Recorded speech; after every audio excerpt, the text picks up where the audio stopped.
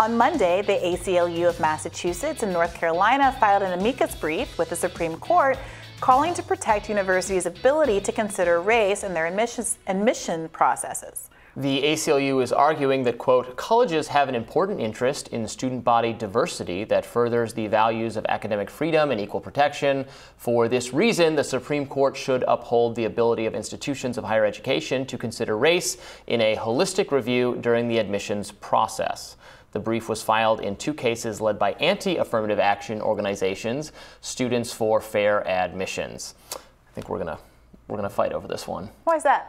Well, I strongly disagree with the ACLU's take on this. I think if you're going to support equality and fairness, you cannot support what Harvard inarguably did, which is manifest discrimination against its Asian applicants. And in fact, also, even if you ultimately end up supporting the race-based admissions process, I think anyone would be shocked and appalled at the way Harvard admissions officers actually described their Asian applicants in private meetings.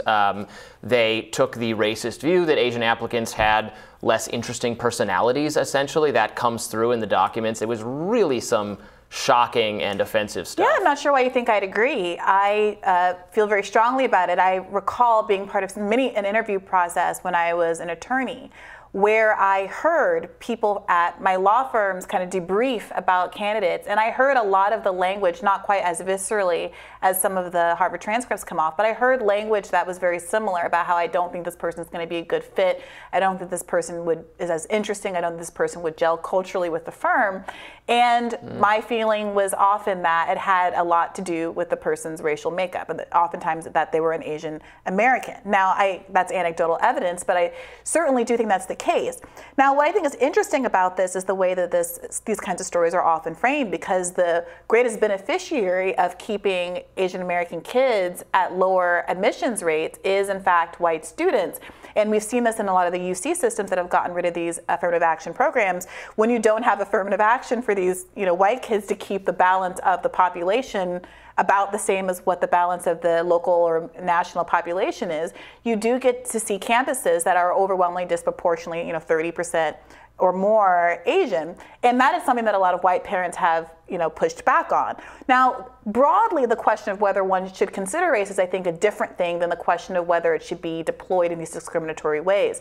Because for a long time, this idea of a completely race-neutral process has been used to elide discrimination on the basis of race, right? So if I say you can't consider race, but I'm walking around ignoring candidates, let's say Asian American candidates, on the basis of race, there's a way that you can make that bad action, the racist action, transparent, because you're not even allowed to talk about or think about race at all. So I think we have to be a little bit careful with this. But to the extent that a lot of these diversity initiatives are angling to get underrepresented groups access to colleges, I think there's a couple of things. One, you need to actually get at the root of the problem and correct the mass housing and school segregation that exists in this country that has never been reformed post-Brown, and have actual equal educational opportunities for everybody before they get to college. I think we need to de-emphasize the competitiveness of the college program and have more public universities and really treat college as the stepping stone to the rest of your life, as opposed to this kind of elite tier that causes people who are very wealthy, like Aunt Becky from Full House, to commit fraud and go to jail because she cares so much about her kid going to a good school, even though it's not really about her financial Well, I find the legacy admissions process just as offensive as the race-based admissions process. Right. Well, that's also what I was going to say. 36% of Harvard are legacy admissions. Another 10% are academic admits. And it is frustrating, again, when you're looking at the relatively small percentage of minorities that are attending these schools, for the focus to be so much on that. But to the extent that you do want to have underrepresented groups there, I think you should just talk about actual oppression that people have faced and use that as a metric instead of using race as a proxy. And that will get a lot of lower income kids from a lot of different backgrounds, including low income and working class white kids who don't have a shot at these schools, represented in the halls of power, and we'll get fewer of these elite Supreme Court justices and others that are so out of touch. An interesting thing about race-based college admissions that I think a lot of people don't quite grasp is the Supreme Court actually in its decisions, one of them was the University of Michigan law school case, Gratzen versus Bollinger, and the Gratzen-Grutter decisions from the 90s. It's the Supreme Court who gave us this current paradigm because they said that you couldn't use race-based admissions to remedy historical inequities. That was not a proper use of race-based admissions. They said, but you could, because diversity is so important, you could use race as one factor among many to make the campus diverse enough. The Supreme Court said that. The problem with that is it's dumb, and I think most people understand that making up for some past historical injustice was a better argument to preference race-based admissions to a specific group than this very nebulous diversity argument, which starts to break down when you think about, well, but we're just doing skin color diversity. What if people are not diverse in terms of their views, right? We're not really trying to foster ideological diversity. We're not trying to, all of these other kinds of things. We're producing, to the extent that elite college campuses are manufacturing a kind of sort of elite lifestyle and elite culture, there's not a lot of diversity there. Yeah. So it was a very, so I think everybody understands that this is stupid, and that now I would have opposed doing race-based admissions for either reason, but I can concede that the better reason was certainly like, well, because of U.S. policies, we've treated Americans worse than other groups, and to remedy that, they should have had some advantage. It's just a better argument than the weird diversity nonsense that I do too. No, I don't know that I would characterize the diversity initiative in quite the same way, but I really do take the point that there's different kinds of diversity that do make college campuses in every environment better learning environments. But race is just a poor proxy for a lot of those things.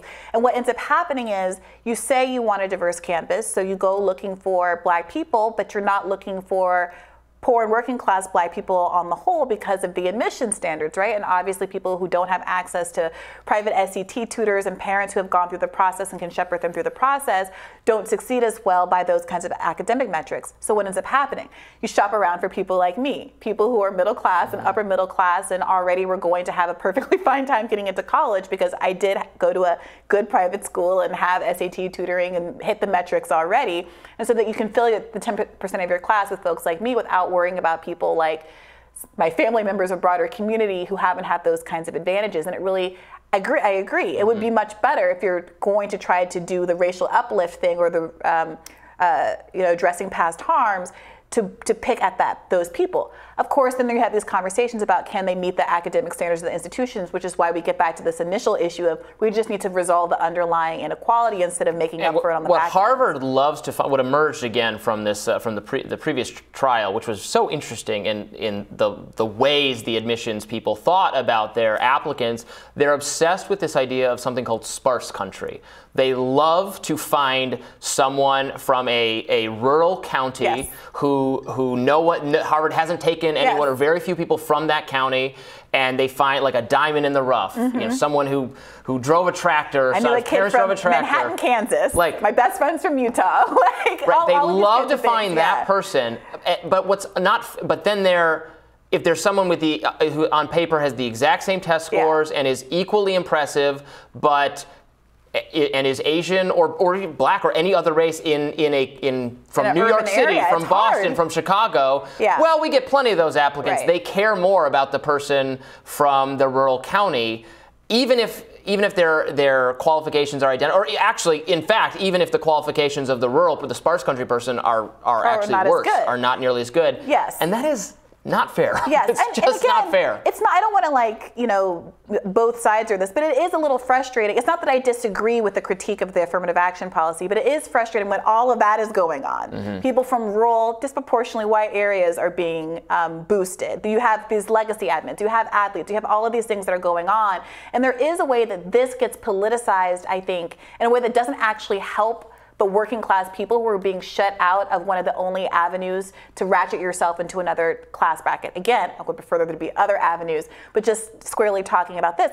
And I have friends who are, let's say, Asian American men from a metropolitan area like New York who tested into one of these good magnet schools like Stuyvesant in New York that have a ton of Asian students because they are it's a test-based admissions program, and who were not as successful in the college market because they were perceived to be just like every other Asian kid, despite actually having a working class background, despite having parents who were postal workers, first generation, and having a really interesting story. And so I really am very sensitive to the flattening effect of some of these policies and think there's a lot of room for reform. The only opposition to them I have, to some of these conversations I have, is that they do seem to be weaponized at times by folks who want to use them to pretend that the real racism, the real prejudice and the real bias is against, white middle class kids, when there are ways that the system sometimes really does advantage white middle class kids if you are, for example, from Manhattan, Texas. The system is disadvantaging substantially Asian applicants, and I'll be interested to see what the Supreme Court decides. I can imagine we're going to say goodbye to race-based admissions very soon based on the recent trajectory of Supreme Court decisions, and I will not miss it personally. So we'll continue to discuss that, and we'll have more Rising right after this.